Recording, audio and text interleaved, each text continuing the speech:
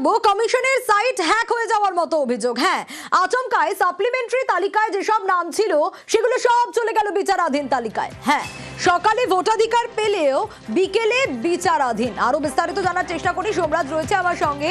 সোমরাজ, ওয়েবসাইটে এই ত্রুটি, চরম বিভ্রান্তি যে ভোটারদের মধ্যে হবে তা বলার অপেক্ষা রাখে না, কিন্তু ওয়েবসাইট হ্যাক হলো কিভাবে? সিইওর তরফ থেকে ঠিক কি জানানো হলো, কি ঘটেছিল?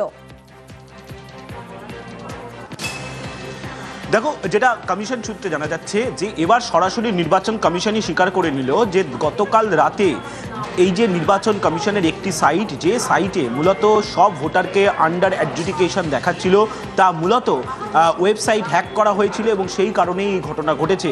নির্বাচন কমিশন এবার প্রকাশ্যে তা স্বীকার করে নিল, কিন্তু যেটা প্রশ্ন উঠে আসছে যে নির্বাচন কমিশনের তরফে এত পদক্ষেপ নেওয়া হয়েছে এসআইআর প্রক্রিয়া শুরু সময় থেকেই, বিশেষত ওয়েবসাইটে যাতে কোনোভাবে হ্যাক না করা হয় তার জন্য প্রয়োজনীয় নিরাপত্তার ব্যবস্থা, এবং শুধু তাই নয়, নির্বাচন কমিশনের বিভিন্ন সময় সফটওয়্যারকে ডেভেলপ করা, অর্থাৎ টেকনিক্যাল ক্ষেত্রে বিভিন্ন সময় গুরুত্বপূর্ণ পদক্ষেপ নেওয়া হয়েছে যাতে এই এসআইআর প্রক্রিয়াকে কেন্দ্র করে সফটওয়্যারের কাজে কোনোরূপ সমস্যা না দাঁড়ায়। কিন্তু তারপরেও দেখা গেছে গতকাল রাতে হঠাৎই নির্বাচন কমিশনের একটি সফটওয়্যার, একটি ওয়েবসাইট, যে ওয়েবসাইটে যখনই ভোটাররা তাদের নাম দেখতে চাইছিলেন তখনই দেখাচ্ছিল যে আন্ডার অ্যাডজুডিকেশন, অর্থাৎ যাদের চূড়ান্ত তালিকাতেও নাম ছিল তাদেরও আন্ডার অ্যাডজুডিকেশন দেখাচ্ছিল। কিন্তু একটি সাইটেই এই গণ্ডগোলটা হয়। রাজ্যের মুখ্য নির্বাচনী আধিকারিক মনোজ কুমার আগরওয়াল জানিয়েছেন, তিনি স্বীকারও করে নিয়েছিলেন যে ওয়েবসাইটটি হ্যাক হয়ে গিয়েছিল, কিন্তু বর্তমানে সচল হয়েছে। বেশ সোমরাজ, এবং ওয়েবসাইট হ্যাক নিয়ে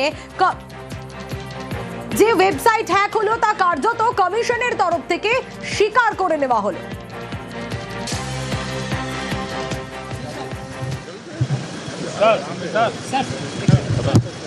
কিছু আমাদের সাইট হ্যাক হয়েছিল, কিছু টেকনিক্যাল গ্লিচ হয়েছিল, এখন ঠিক আছে, এখন দেখতে পারবেন। কিছু আমাদের সাইট হ্যাক হয়েছিল, কিছু টেকনিক্যাল গ্লিচ হয়েছিল, এখন ঠিক আছে, এখন দেখতে পারবেন। আর ওয়েবসাইট হ্যাক নিয়ে কমিশনকে আক্রমণ মমতা বন্দ্যোপাধ্যায়।